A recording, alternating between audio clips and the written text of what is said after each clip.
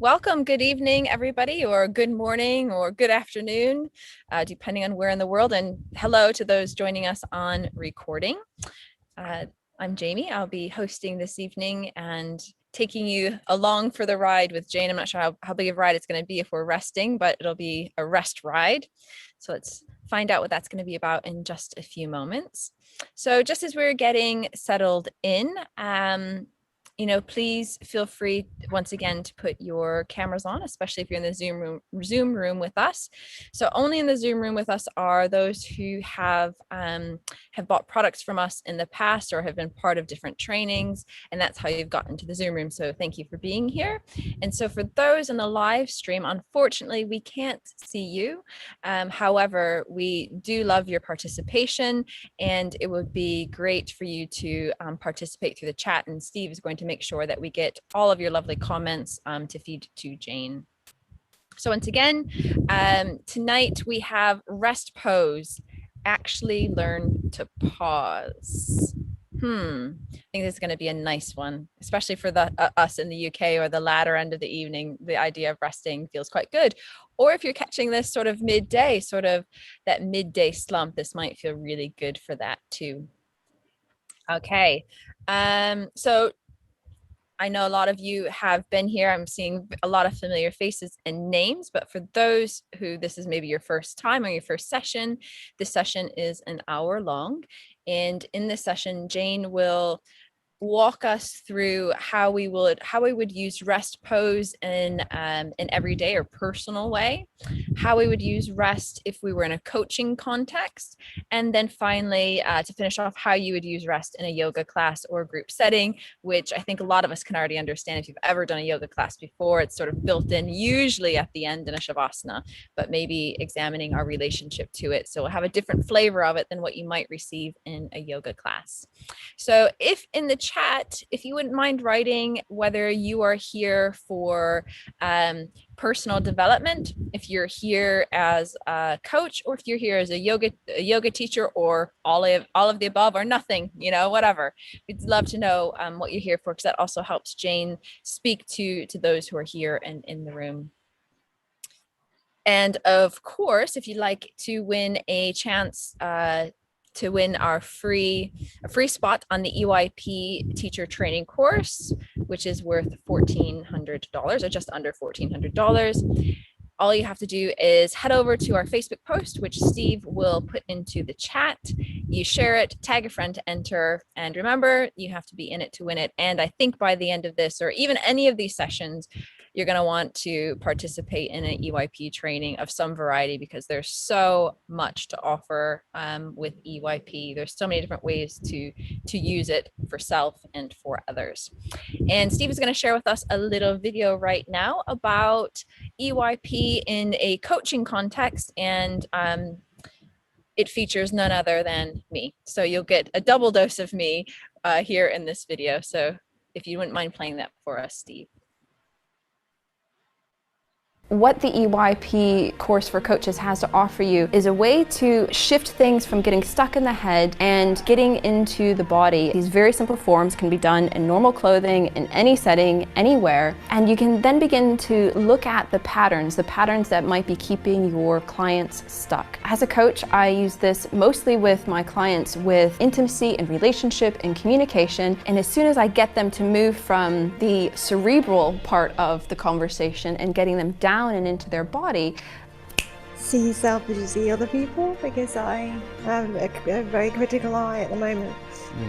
So when you sign up, there's plenty of support available to you. We have a private Facebook group that you are welcome to join. We have monthly Q&A calls, so you get a lot of ideas of how other people are using the same things.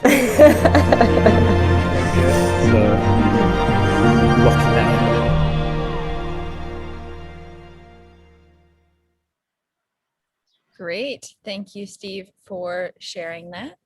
Okay, so let's get into tonight's session. Allow me to introduce to you Jane Dancy. She is not only one of my dear friends and colleagues, so it's such a pleasure for me to be here and host her. Jane is an embodiment coach and somatic yoga teacher. And Jane specializes in supporting and accompanying women through transitional stages of life. from menarche to menopause and beyond. And she is the creator of the Embodied Female Pelvis online course. So without further ado, I hand you over into the very capable and loving hands of Jane. Thank you, Jamie. And hello to all of you, and welcome. It's so lovely to see all your faces. I've got you on gallery view, and also welcome to those on live stream, and also those who will watch it on catch up. It's really good to have you here, and lots of familiar faces, old friends. Lovely. I'm just taking you all in for a moment. So, what are we here for today? Rest. So rest pose about exploring how it is to take a pause and how to create a little bit of space for yourself. If you haven't already, if you want to grab something that to lie on, if you are okay to lie down. If lying down is not an option, you can do it from seated as well, so don't worry about that. But yeah, and anything else that allows you to be comfortable lying down, so that could be a blanket or what have you, and also pen and paper if you like to write down your thoughts from these inquiries. So first of all, I'm going to set the container for this hour, well, 45 minutes that we'll be exploring rest. So to begin with, it's about choice. So this is all an invitation. So you do as much or as little as feels good for you. So if you want to just lie down for the whole thing, you can. Self-responsibility. Now you might think, well, what's that got to do with rest pose? It's amazing what can come up within these EYP poses.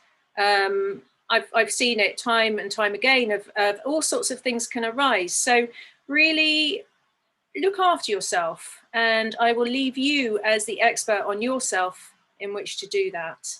And something about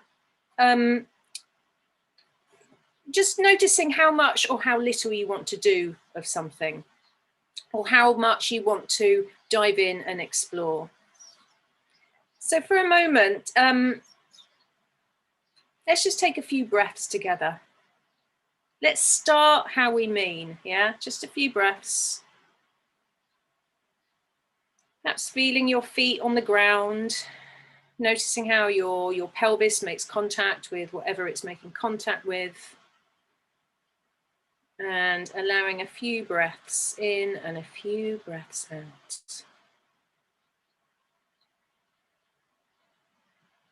And if you need to do any kind of stretching or moving, just to allow yourself to arrive in this moment as best as you can.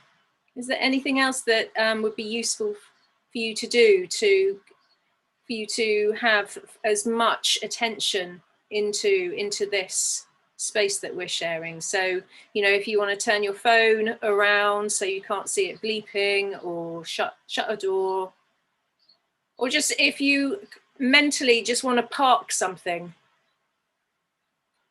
just outside for the next 45 minutes.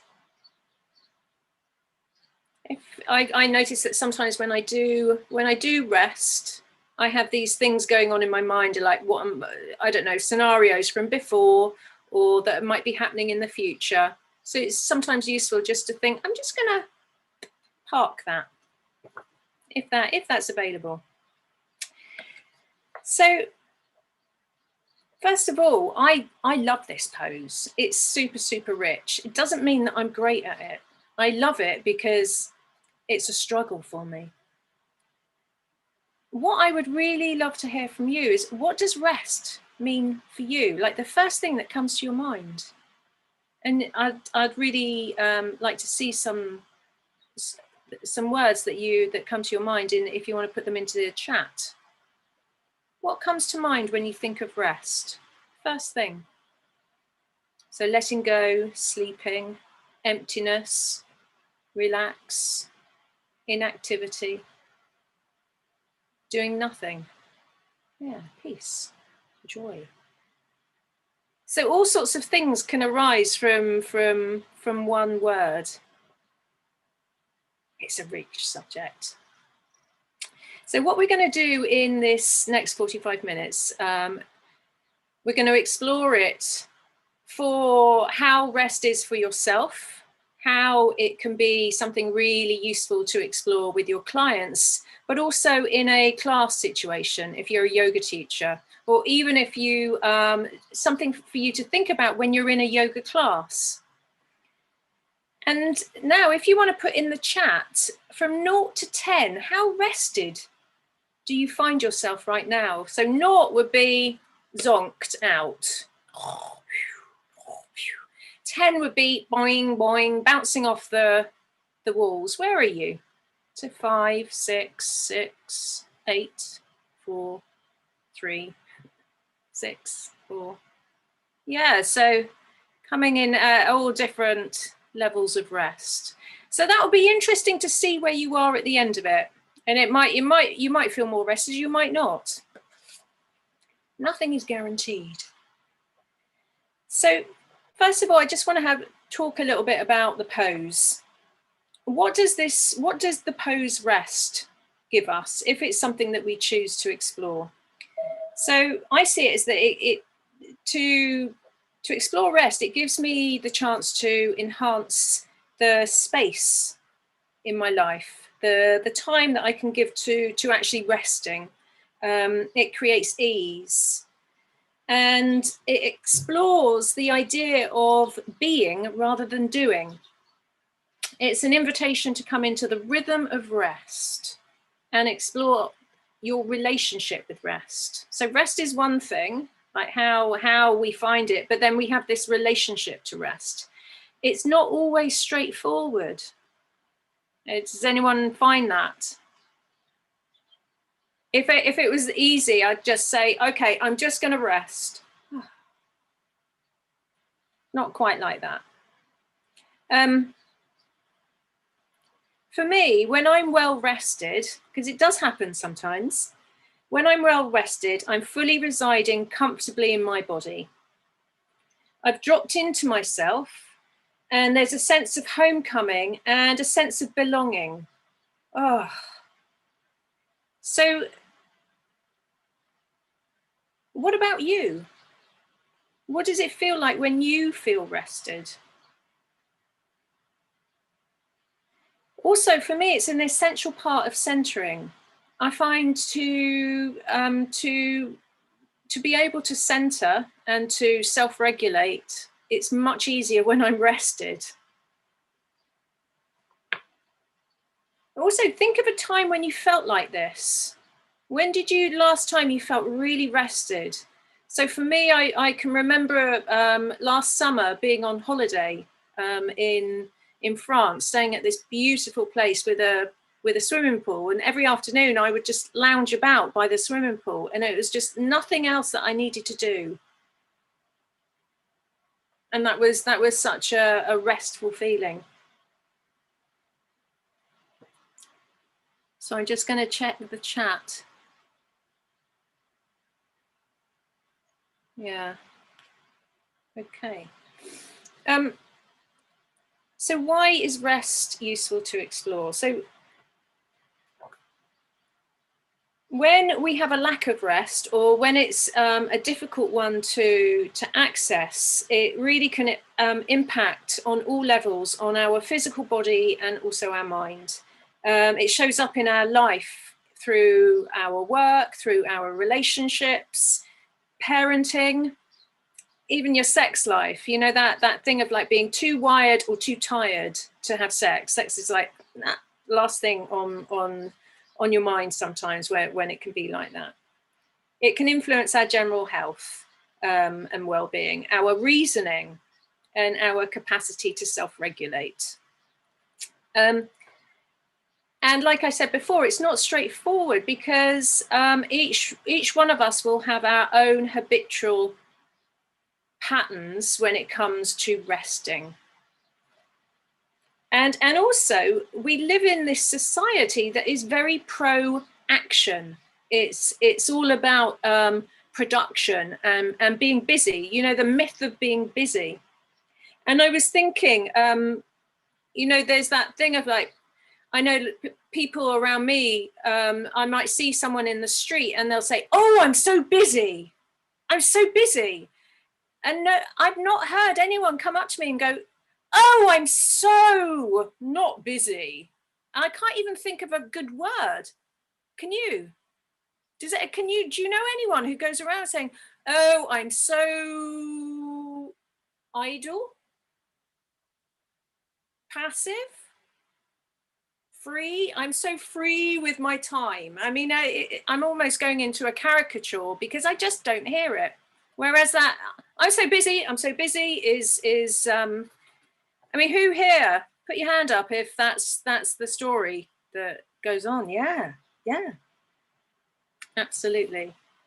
So one of my favorite yoga teachers, Uma Dinsmore Tooley, she calls taking rest as an act of resistance, radical rest. And it is a bit radical. So who do you know that that rest is a real difficulty for? Yeah, so I'm going to talk about people that I come across in my work and also in my life. So, because there's so many people who experience burnout, overwhelm, and who I see is like the teenager who's experiencing stress, anxiety, who has really having a hard time with their circadian rhythms, not just because they're a teenager, but because of so much screen time and just it all getting a bit frazzled. The perfectionist high achiever. If this is you, you can put your hand up. With the whole uncertainty and stress around life and work and how that is right now, especially the overloaded mum in constant overwhelm. That used to be me, not so much now. The perimenopausal woman experiencing brain fog, all sorts of symptoms, anxiety, insomnia. That's a little bit me. And people who are experiencing trauma or PTSD, where their nervous system is dysregulated. And also people who have ME, chronic fatigue syndrome, and also post-COVID syndrome. It will be a factor. Now, here's the thing. Who does rest well? Who comes to mind? Ah, Jamie. Yeah, so someone put pets. Yeah, my cat does it brilliantly. She's an expert. So there's lots of people saying cats. They're really good. They're like ninja rest dudes. Yeah. So isn't it great that with EYP, we have these poses where we can practice things? And isn't it great that there's a pose for rest? So that's what we're going to do. We're going to explore this relationship. First of all, when we rest, our muscles relax and our neurological activity starts to calm down. And this means that tension can start to release and our bodies can start to unwind. This gives us more interoception. Yeah, so that is the feeling into the sensations within our body. If we are not rested and tense, and we have patterns of either collapse or tension, then it's much harder to feel into the body. Also, when we are rested, our breath settles. And also when we come into our breathing, perhaps our body starts to rest as well. So there might be a two-way relationship with that you notice. Also, the emotions, I like to think of it as like the weather within me. Yeah, the weather of emotions can just start to calm down a bit. and it's easier to see what's going on. Have you ever experienced that time of like being really frazzled or really, really tired, and it's really hard to make a decision about something because it's almost like there's fog? It gives us greater presence and increased receptivity.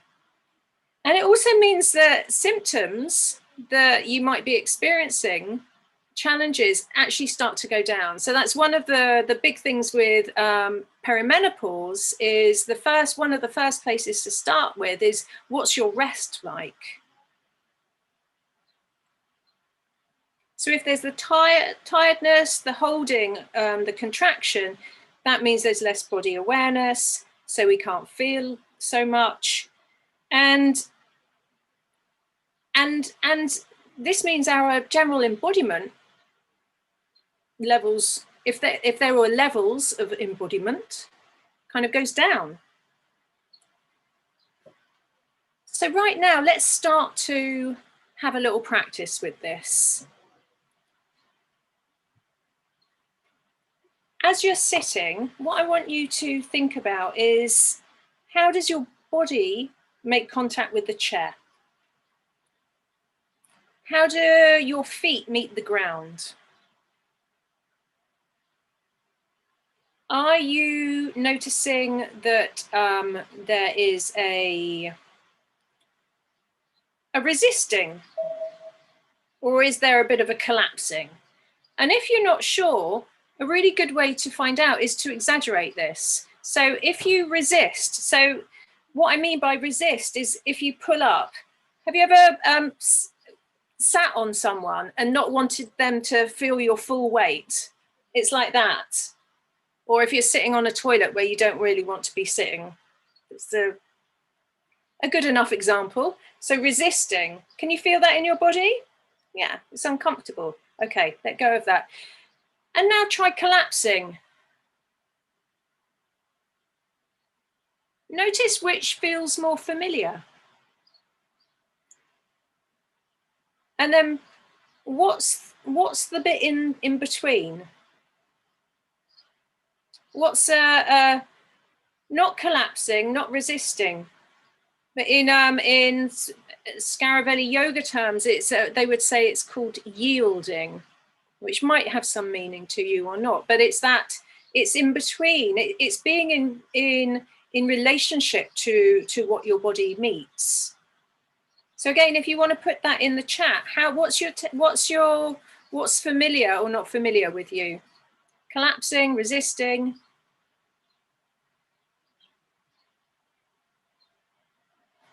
And collapsing. Let's try it again. Remembering that everything's an invitation. So if you're like, I really don't want to do that, that's cool. But try that resisting again. It's kind of like, I find myself doing this when I'm on the laptop, and notice what happens to your breathing. Yeah, let go of that. What did you find happened to your breathing? And now try it with collapsing.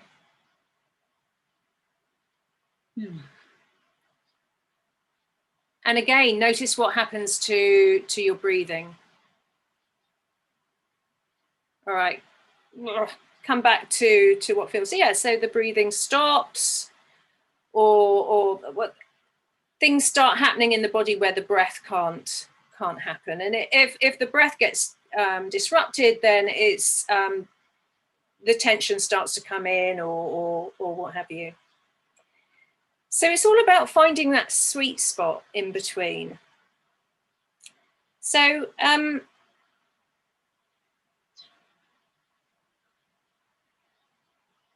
this is a really useful tool in coaching. So and it's really easy to do from just sitting, of just getting people to become aware of how they are in their chair. And it has such a profound effect on the whole of the body, the outlook on one's outlook. So again, go back into resisting and notice what happens to how you use your eyes, and what the general feeling is. Let go of that. And then come into slumping, collapsing. Where does the vision go? And just what's the general feeling? And this might not, and then come out of that. This might not be you, but it might be your client. And just to bring a little bit of awareness to that is amazing.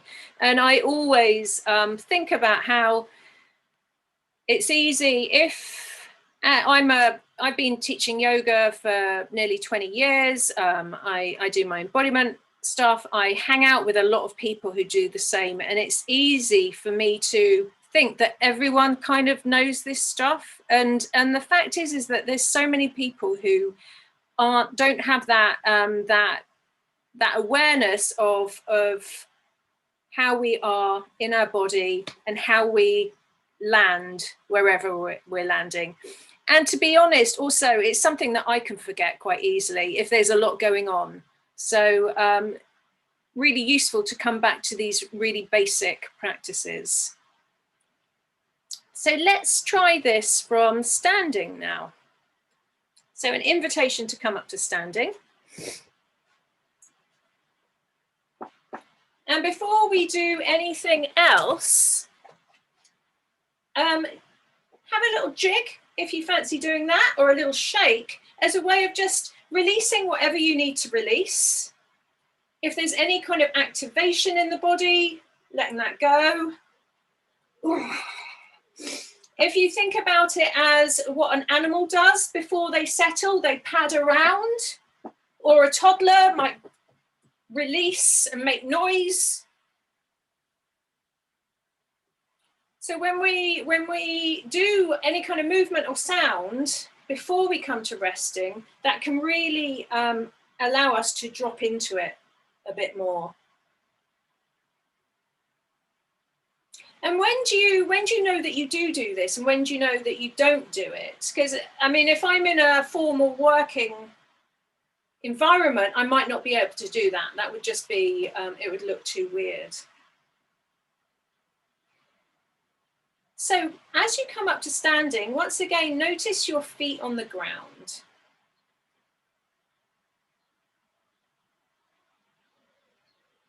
And what I want you to do is just notice how you're standing. Are there any, actually let's try the collapse and resist from standing and notice if it's the same patterns from sitting. So what I want you to do is resist first. So almost like you're trying to take yourself up out of your body. Notice what goes on, like the tension, the muscle activity. See if that feels familiar. Then let go of that. And then come into collapse. Notice what happens again to muscle activity, to posture, to vision. Notice any kind of feelings, any sensations. And again, is this familiar? Is it unfamiliar? When do you feel that you might do one of these?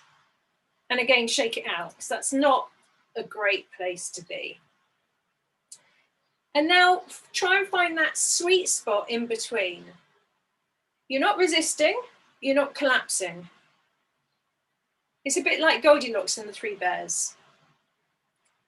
That sweet spot, the bowl that's not too hot and not too cold.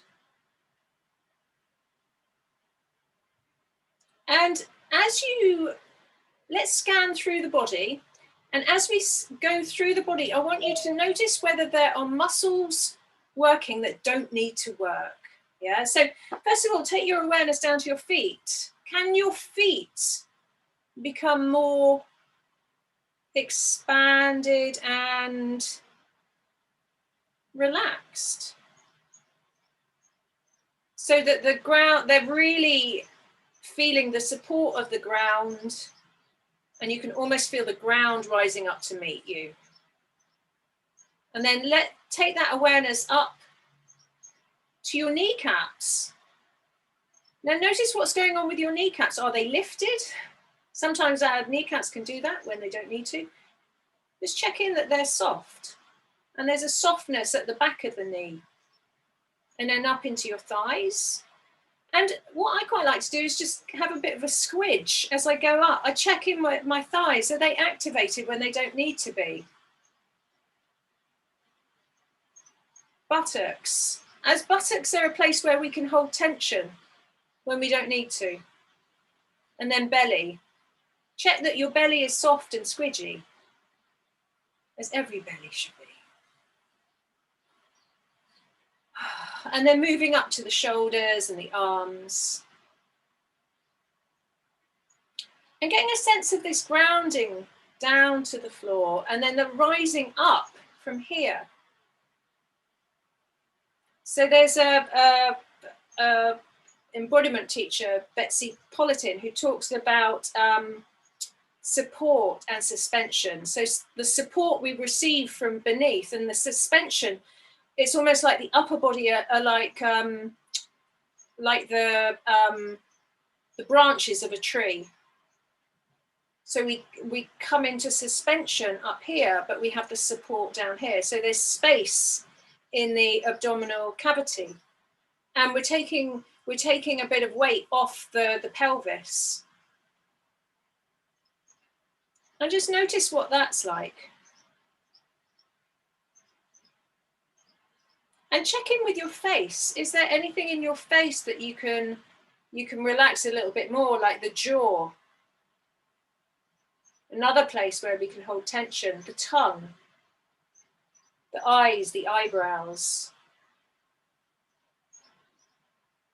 And how can you find rest from standing? If you think about how soldiers have to stand for hours, or in a standing meditation, and just keep going back to those different parts. What do I need to let go of? Where does it creep back in? Okay, and then have a little shake. And then we're going to move on. Just notice what that was like. Anything that you want to write down or you want to put in the chat before we come to the full pose. It's like the big kahuna of rest, which is lying down. So now you get to lie down if you want to lie down. And Jamie is going to demonstrate. So lying down on your back in what's known as active rest pose. So if you go to Feldenkrais classes or Alexandra technique, you'll know what I mean. Lying on your back with your knees bent, and your feet can be in line with your knees, and your knees can be apart. But if that feels uncomfortable, you can bring the knees in together. And Jamie, make some noise for us so people can see you. On the stream, you need to be making noise. Okay, hi live stream. Look at me resting. Yay! There's Jamie resting. That's me resting. Just let me know when you need me to make a noise, Jane. Okay. And your arms can be either side. They can also be behind your head, if that does it for you. There's Jamie demonstrating. Hands behind my head. Hand, yeah. Or they can be on your belly, or they could be one hand on your heart and one hand on your belly, or they can be both hands down by your pelvis. So find a place to put your hands that it feels most restful. And the best way to find out is to try them all. It's like pick and mix, try them all. Well, you probably can't pick and mix, but you'll know what I mean. And your eyes are open. So this is because this isn't about falling asleep. This is about conscious rest and really exploring what is my body doing when I come into rest. It's that dot of yang within the yin. It's not zoning out. It's not completely falling asleep. So again, notice what your body is doing, and scanning through from your feet, moving up to your knees, your thighs, your pelvis, up to your shoulders. Notice where those parts of your body make good contact with the ground, or full contact, and notice those parts that might be a little bit further away. And that might be, if you were working with a client, you might put blankets or blocks under their hands. So if any of you have got tight shoulders, a bit of support under the hands and the forearms can allow the shoulders to drop.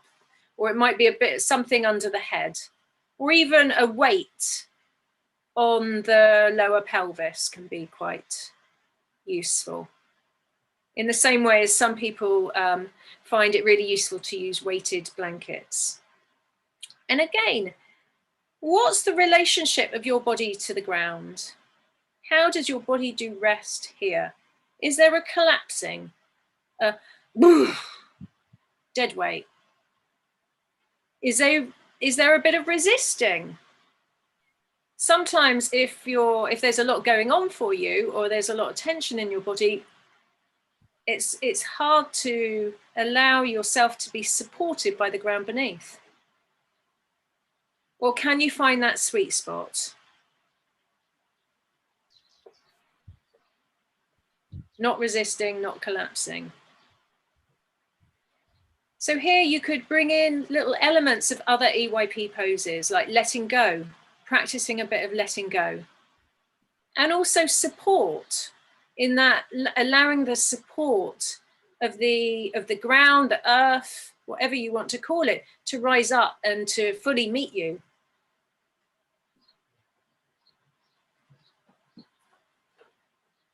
And noticing where little pockets of tension might come in.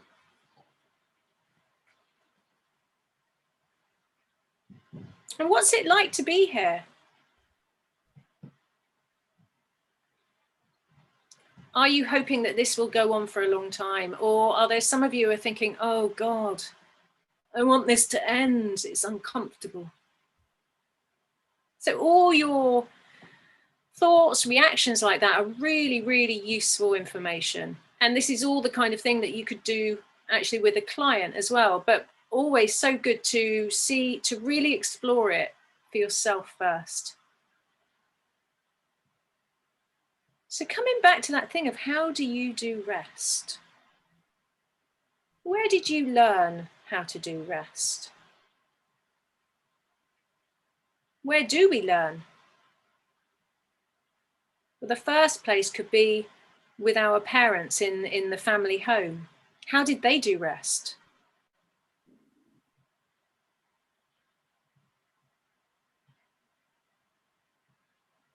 And then all those other influences, a little bit like how I talked at the start. So there can be physical influences, and then stuff that happens around us, life events, phases of life, transitions.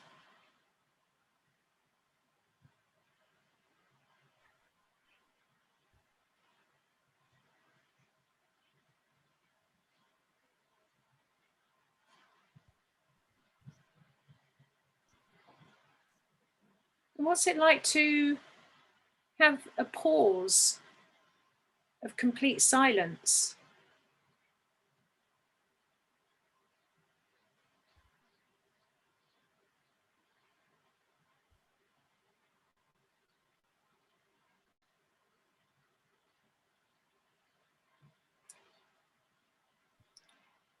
Is that silence really welcomed? Or do you find it makes you a little bit nervous? Again, this is without judgment, but really, really useful information for yourself. And when something is challenging,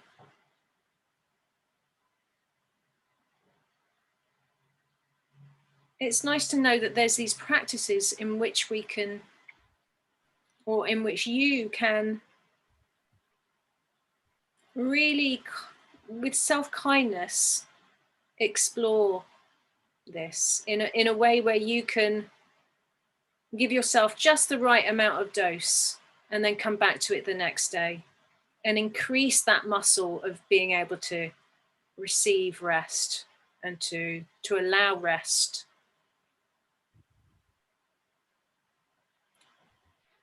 Sometimes it's almost like giving yourself permission to rest.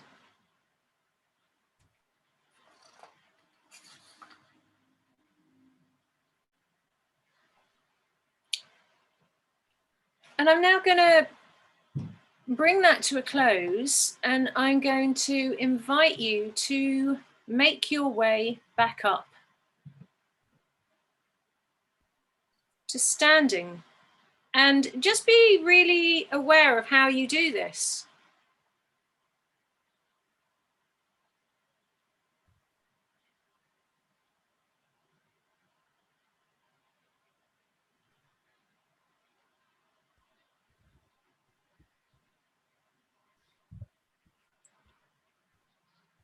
And as you come back up to standing, how did you do that?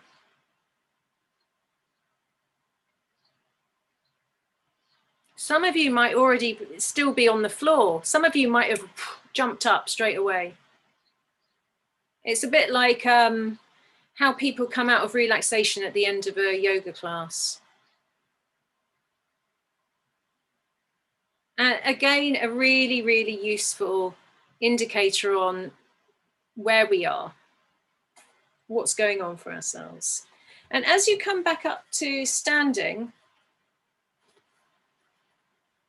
I want you just for a short while, explore coming back into that place of rest from standing, and then coming into movement, just a bit of walking, and then come back to restful standing, and then come back to moving, and then back to resting, with the intention to notice how you do the transitions. How do you leave rest and go into action?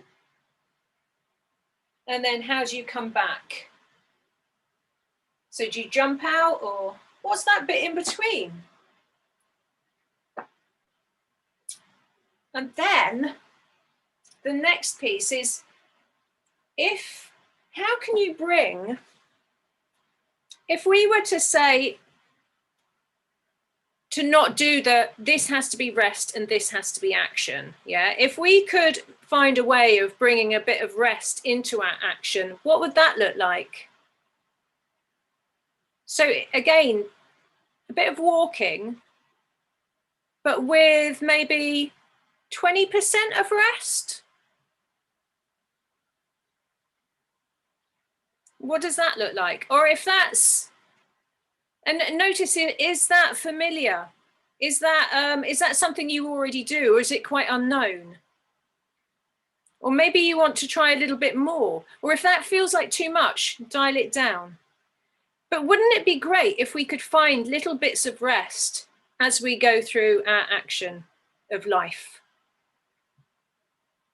A little bit like taking yoga off the mat, which is kind of why we're here. Yeah, this was the intention of EYP, of like making it useful, bringing it into life, purpose.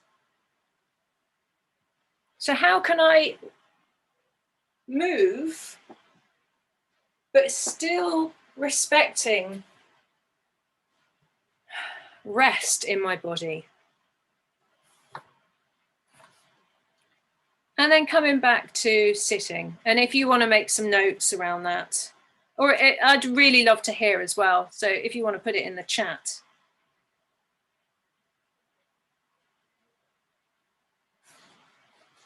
And also I have just a few little inquiries, if you fancy doing them. So with that thing of like, sometimes taking rest can be a little bit challenging, yeah? So what I'm going to ask you to do is fill in the blank, okay? If I rest, I will ...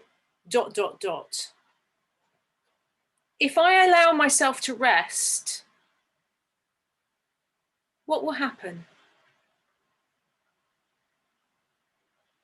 And then the next part is, if I don't allow myself to rest, I will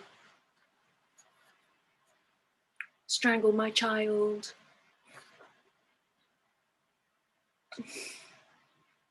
Pull my hair out. I mean, I'm making, you know, light of it, but it's. I mean, it's a lot more serious than that. I know, like when I'm not rested well, everything can feel like it's going to pieces. Not taking rest. What I notice is it's a really, really great way to avoid being with myself. It's a great way to avoid intimacy and then get stuck in the stress response. I don't know what might your scenario be.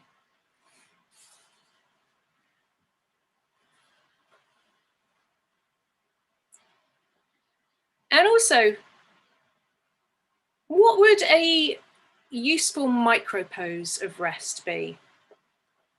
I always like to ask before I show what mine is, because they're really personal to each one of you and to how you can implement it in life. So it could be coming back to that sitting. So for me, I relax through my toes and I relax my hands, because hands can keep quite a lot of tension.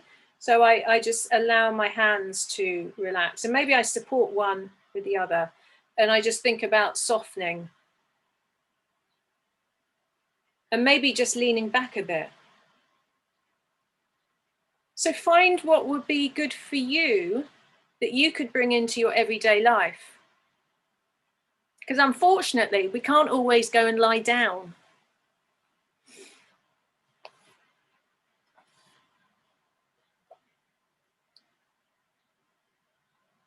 So all of these little inquiries, great to practice for yourself, but they're also little things that you can do with your clients if you work as a coach.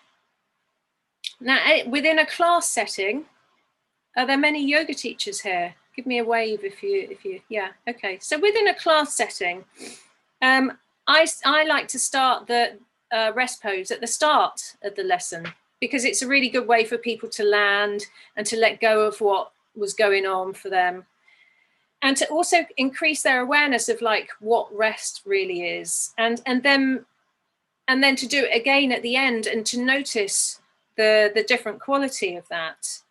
Because the thing is, like when you offer relaxation in yoga classes, what can happen is that people just really zonk out. Or if you offer a yoga nidra, it's like suddenly, you know, there's quite a few people snoring, and then you're thinking, how am I going to get them up or poke them on the toe or something? But ideally is that it's there's still a bit of consciousness there. So just to bring a little bit of awareness to them about what they're doing with their rest, and also to bring it into a yoga class in general. If you think about that myth of being busy, yeah, like busy, busy, busy, I'm really busy. And then I go to a yoga class and I'm really busy in my yoga class. So just a little bit of like, how are you doing your yoga? Is it restful or is it not restful? You know, bringing awareness to facial expressions, or toes gripping, hands gripping, white knuckling, things like that. Really simple ways to bring people into awareness about what they're doing with their body as they do movement. And then also thinking about, if you do the rest pose, giving lots of variations, so they can have their legs up the wall, they can lie on their side, they can lie on their bellies if they want. Like when I teach teenagers, they don't want to lie on their backs. It's too open, it doesn't feel safe for a lot of them. So they would like to be on their side or on their back, on their front. So giving lots of different options, because it's all about, how does my body feel safe in which to start to rest? And on that note, I'm just going to pause and rest. And so if anyone has any questions, I'm just going to have a little look in the chat as well. Any questions or any insights.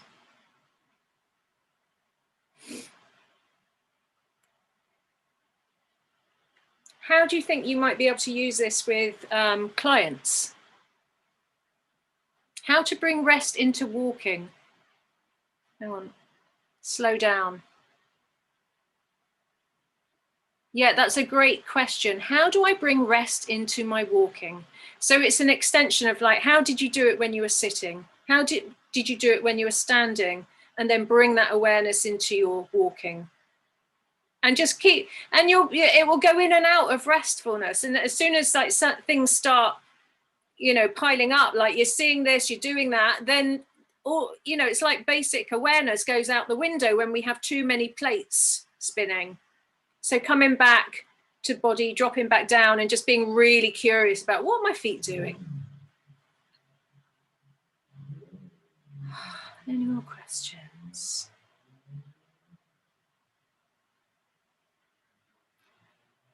How do you think you might use this in your own life, in classes? Or actually, let's do a checking in. So as you sit here, feet on the ground, bum on the seat, just scanning through your body, and from 0 to 10 again. How rested do you feel?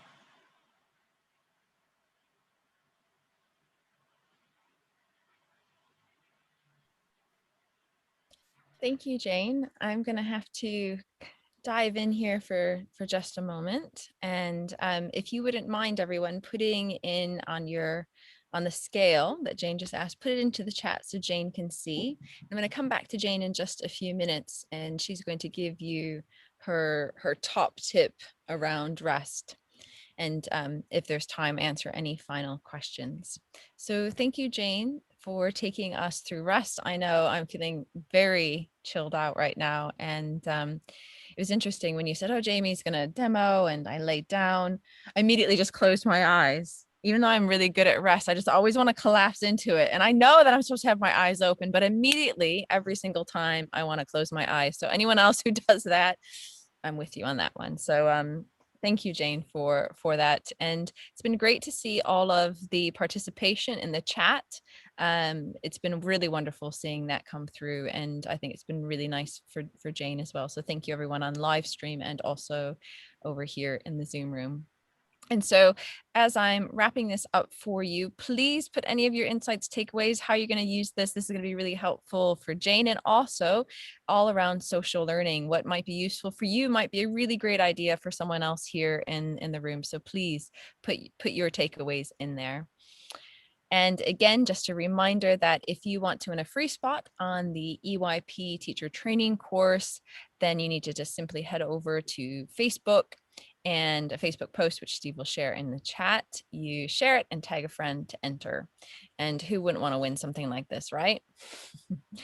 And of course, when we begin on this path of developing things and we become aware, and then we have these choices. Oh, I have a choice. I can stay as I am, or I can have a whole nother way of being. It's not always easy, especially when we start getting into having to work with change when it comes to cerebral stuff, when it comes to behavioral stuff. However, if we can begin working with our bodies, it's much quicker. The shift happens way faster. It's way more effective.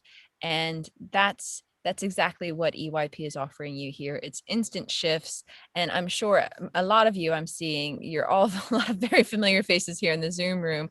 I'm sure you're also experiencing these instant shifts.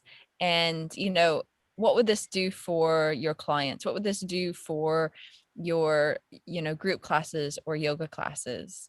So also, if you can think of a friend or even a colleague, because there are a lot of practitioners here who are showing up. If you can think of a friend or a colleague who really needs this kind of work, who would benefit from having it, you can still watch all of these on replay. So please head over and share the masterclass series with them while it's running. And Steve will put a link into the chat for you for that. And if you would like to help support us, we are putting these events on for free because we want everyone to learn and benefit from getting into their bodies. So if you can think of anyone that, again, would benefit from this, or you would like to join our community, then Steve is going to go ahead and put up, he's going to share our screen of the different trainings that we have. We have 3 on offer. We have a training for yoga for personal development, or not yoga, EYP for personal development. And then there's also the course for coaches, specific for coaches. And then there's the EYP teacher training for groups or for yoga. And they all have different price points. They all have slightly different things to them. You get the 26 poses in all of them. However, the really juicy one, and I'm not just saying this because this is the one that I've done, this is the one that I teach on, is the full shebang, the one for groups and classes. That's where you learn how, well, first of all, it's trauma informed. So anyone here who's working with trauma, it's trauma informed. You learn how to work with this in a group setting. And even if you're doing coaching, learning how to do this from a group point is really quite strong work. I use it all the time in my coaching, and Jane as well. We use this. Jane and I run things all the time together, and we use this in a group setting. So lots of juicy stuff for you there. And as you can see, they're all on special. So head over to the webpage and check them out and join our community. We have a strong community of people all over the world, and it really is a lot of group learning. We learn from each other. So what I learned through my experience with it, I go back, I share it in our group, and it's the same. We all really support each other in putting this work out there. It's not just one person's work, it's all of us. So Steve will put that in the chat for you. And then there's, of course, what's coming up next. So this evening at 10 p.m. we have openness pose. I'm not sure who's teaching that off the top of my head, but we have openness at 10 p.m. and then at 2 a.m., this is all UK times, by the way, Joker pose, which is a playful one. And I have to say, when we had this EYP masterclass series come up and we could say which ones we wanted to do, I was like, I do not want to do Joker. Ugh. There was a strong no to Joker. I don't want to do Joker. And so it's one that I actually probably need to work on a little bit more. So there you go. You've learned a little something about me. And then we still have a full program on again on Friday. So still lots to come. I'm facilitating again tomorrow evening. I'll be doing support, and that's always a good one, especially for parents, for anyone who's caring for anyone who is alive and breathing. Support is a good one because we're all supporting someone doing something through some crud, right? So it's great to look at our patterns around that. Okay. And I think that probably sums up my piece. I'm going to give it back to you, Jane, and go ahead, please. Tell us what would be your biggest insight or takeaway or your top tip around rest? What do you have? Okay, so lots and lots of self-compassion and patience and practice, and don't be afraid to use props. Like if a cuddly toy does it, I always use these when I teach the kids, even the teenagers. Love a cuddly toy, and so do I. And anything that creates a little bit of soft sinking down, safety. Get your props out. Great tip, Jane. Thank you. And I see Suzanne there from Finland with her nice fluffy pillow. I'm feeling a bit envious. And anyone who has a pet that they're bringing along for the ride as well, I'm a bit envious of that too. So thank you very much, Jane. That was a really lovely session, just what was needed for me, especially this time of the evening. And I'm going to ask Steve to go ahead and mass on mute so we can all give Jane the big thank you that she deserves. So if you want to say thank you in your first language, that's absolutely fine too. So mass on mute happening, and we get to say thank you to Jane. Thank you, Jane. Thank you, Jane. Thank you.